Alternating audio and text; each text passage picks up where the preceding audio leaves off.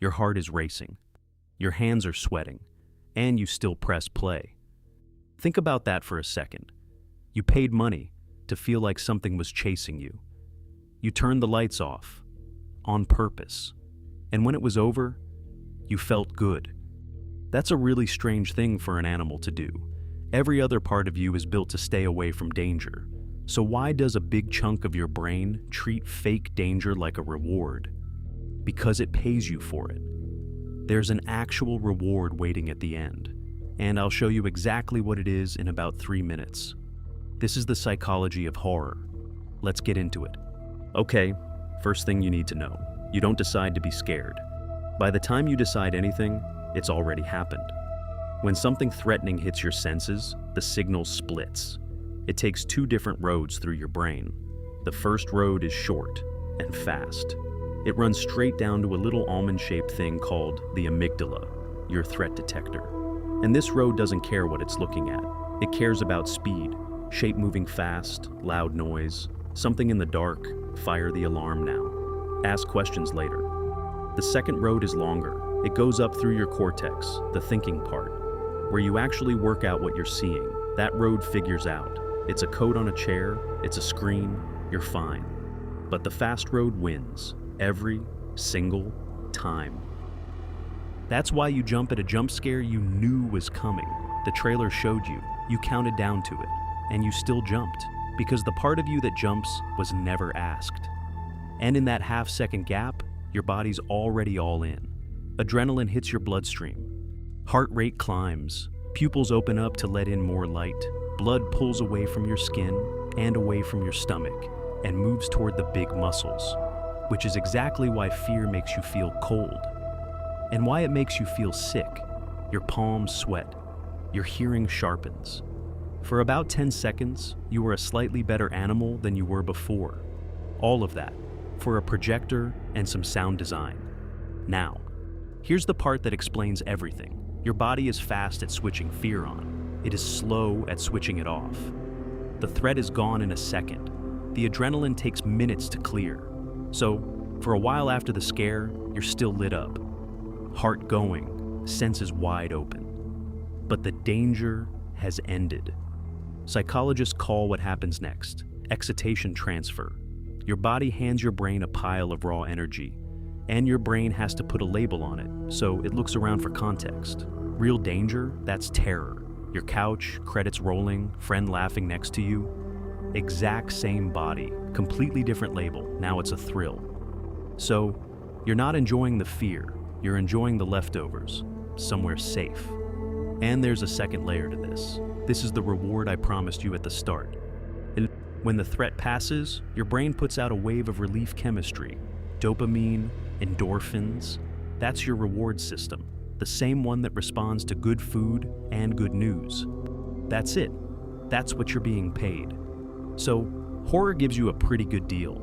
90 seconds of discomfort, a real chemical reward at the end of it, and none of the actual cost.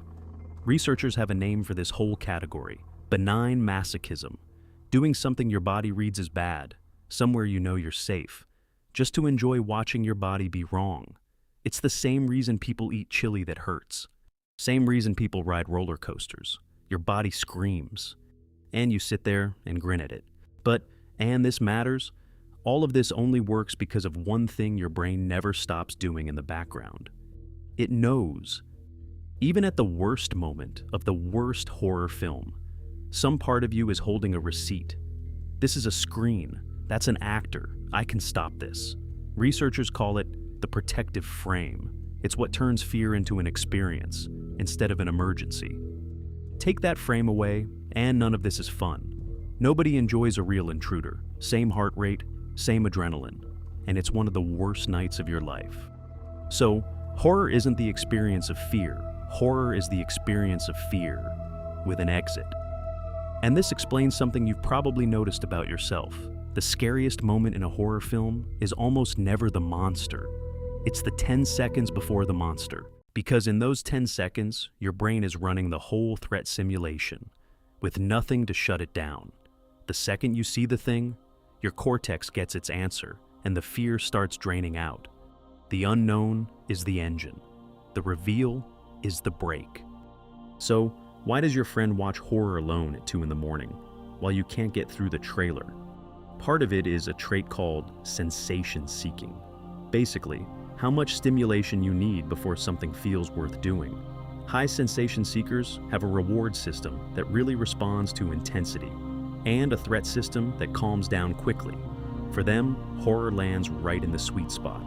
For someone lower on that trait, the same film flies straight past the sweet spot, into genuinely unpleasant. There's a lab in Denmark that studied this inside an actual haunted house. Real people, heart monitors on, walking through it, and they found what they called a Goldilocks zone. Too little fear, and people were bored. Too much, and they stopped enjoying it completely. Peak enjoyment sat at a moderate level of fear, not the highest one. So, I don't like horror usually isn't about being squeamish.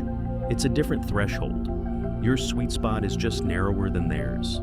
There's also something called morbid curiosity, how strongly you're pulled toward information about danger.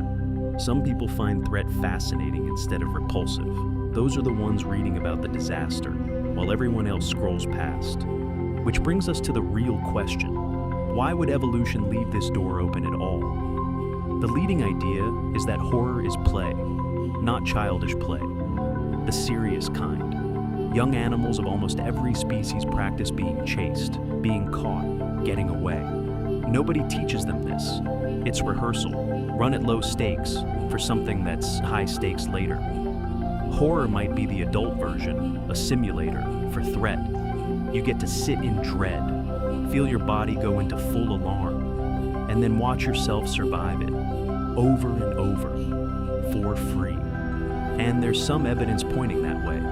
During the early months of the pandemic, researchers found that people who regularly watched horror reported a bit less psychological distress than people who didn't. Fans of apocalyptic films in particular said they felt more prepared for what was happening. Now, that's a correlation, not proof. But it's interesting.